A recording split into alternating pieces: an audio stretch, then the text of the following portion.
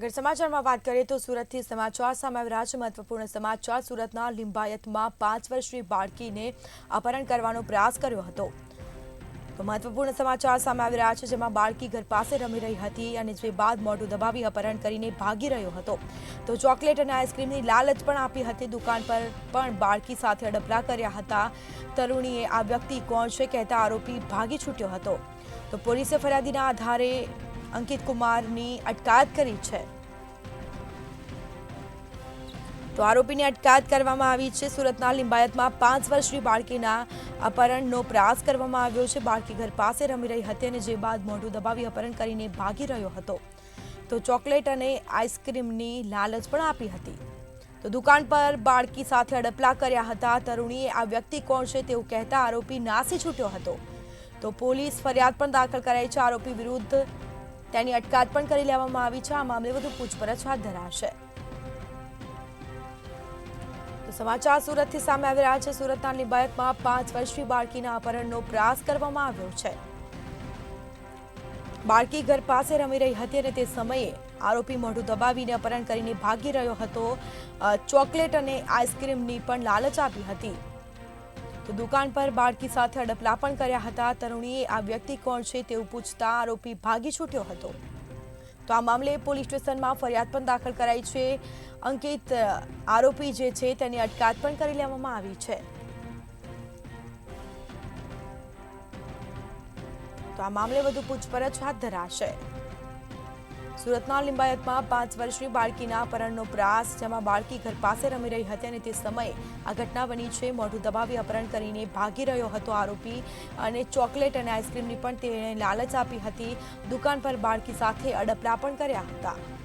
તો તરુણીએ આ વ્યક્તિ કોણ છે તેવું કહેતા આરોપી નાસી છૂટ્યો હતો। પોલીસે ફરિયાદના આધારે આરોપીની અટકાયત પણ કરી છે અને આ મામલે વધુ પૂછપરછ હાથ ધરાઈ છે। તો આ મામલે આરોપીની અટકાયત કરી લેવામાં આવી છે। વધુ પૂછપરછ હાથ ધરાશે। સુરતથી સમાચાર। લિંબાયતમાં 5 વર્ષની બાળકીના અપહરણનો પ્રયાસ કરવામાં આવ્યો હતો। તો બાળકીને લાલચ પણ આપવામાં આવી હતી। ચોકલેટ અને આઈસ્ક્રીમની આરોપીએ લાલચ આપી હતી। તેણે દુકાને પણ લઈ ગયો હતો। તો તરુણીએ આ વ્યક્તિ કોણ છે કહેતા આરોપી ભાગી છૂટ્યો હતો। વધુ વિગતો સાથે સંવાદદાતા દિવેશ પરમાર આપણી સાથે લાઈવ જોડાઈ ગયા છે। જી, સુરતના લિંબાયતમાં 5 વર્ષની બાળકીના અપહરણનો પ્રયાસ કરવામાં આવ્યો છે, શું છે સમગ્ર મામલો? ચોક્કસથી જે પ્રકારે સુરતના લિંબાયત વિસ્તારમાં આ ઘટના સામે આવી છે, જેમાં એક નાની બાળકી જે છે, માત્ર 5 વર્ષની બાળકી પોતાના ઘરની બહાર હતી, તે દરમિયાન તેમને બિસ્કીટની લાલચ આપી અને તેમને લઈ જવામાં આવી હતી। જોકે એક તરુણીની સતર્કતાના કારણે આ બાળકી જે છે તે બચી ગઈ હતી। આ બાળકીનું અપહરણ કરવાના ઈરાદે એક યુવાન જે છે, અંકિત નામનો આ યુવાન બાળકીને પોતાના ઘરની બહાર રમતી હતી ત્યાંથી તેમને ક્યાંક ને ક્યાંક ચોકલેટ અને આઈસ્ક્રીમની જે લાલચ છે તે આપવામાં આવી હતી અને ચોકલેટ અને આઈસ્ક્રીમની લાલચ આપી અને દુકાને લઈ ગયો હતો। તો કે ત્યાં એક તરુણી ઊભી હતી અને તરુણીએ આ યુવક કોણ છે તેની પૂછપરછ કરી હતી, પરંતુ જે 5 વર્ષની બાળકી હતી તે ના સમજ હતી ને તે કઈ બોલી ન હતી। જો કે તરુણીએ વધુ પૂછપરછ કરતા આ યુવાન અંકિત છે તે ત્યાંથી નાસી છૂટ્યો હતો, જેથી કરીને આ સગીરા જે છે તરુણીએ આ 5 વર્ષની બાળકીની પૂછપરછ કરતા તેને કીધું હતું કે ચોકલેટ ખવડાવવા માટે આ યુવાન જે છે તે તેમને લઈ આવ્યો હતો।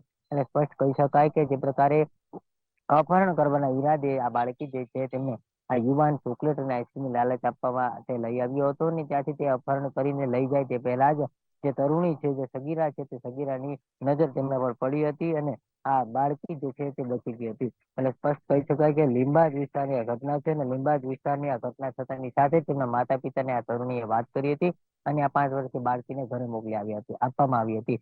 તેવી જ તેમના માતા પિતાને સમગ્ર વાતની જાણ થઈ, તેમને તાત્કાલિક જ લિંબાયત પોલીસ મથકનો સંપર્ક કર્યો હતો।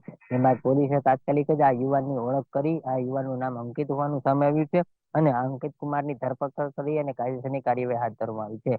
તે પ્રકારે આ યુવાન ઝડપાયો છે, તેની પૂછપરછ જે છે તે પોલીસે હાથ ધરી છે। સ્પષ્ટ કહી શકાય કે જે પ્રકારે 5 વર્ષની બાળકી જે છે તેમને પીખાતા જે છે બચી ગઈ છે, કારણ કે એક જે સગીરા છે, તરુણી છે, તેમની ક્યાંક ને ક્યાંક જાગૃતતાના કારણે આ જે બાળકી છે તે બચી ગઈ છે અને બાળકીનું અપહરણ થતા બચી ગઈ છે। જો કે હાલ પોલીસે અંકિત જે છે તેમની ધરપકડ કરી અને કાયદેસરની કાર્યવાહી હાથ ધરી છે અને સમગ્ર મામલે વધુ પૂછપરછ હાથ ધરી છે।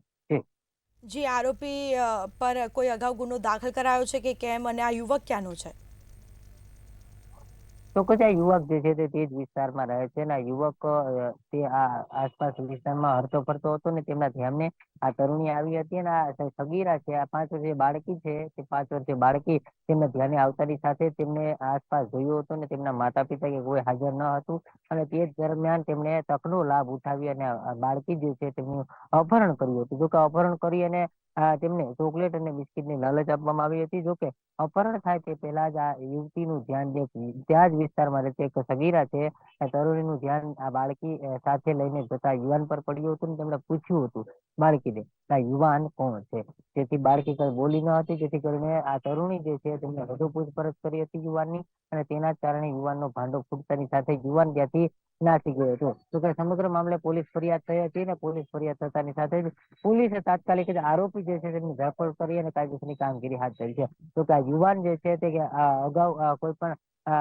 ગુનામાં આચર્યા છે કેમ કે ઈ ગુજકોપમાં જાણવા મળી રહ્યું છે ને તેમને લઈને પોલીસે તપાસ શરૂ કરી છે. સમગ્ર મામલે જે પ્રકારની કાર્યવાહી કરવામાં આવી છે તે કાર્યવાહીને જોતા સ્પષ્ટ સામે આવી છે કે જે યુવાન છે તે આ યુવાન ક્યાંક ને ક્યાંક એ જ વિસ્તારમાં રહેતો હતો ને સગીરા જે છે તેમની જાગૃતતાના કારણે આ બાળકી જે છે તે એનું અપહરણ થતા બચી ગયું છે. હાલ સમગ્ર મામલે લીંબાયત પોલીસે યુવાનની ધરપકડ કરી પૂછપરછ કરીને કાયદેસરની કાર્યવાહી હાથ ધરી છે.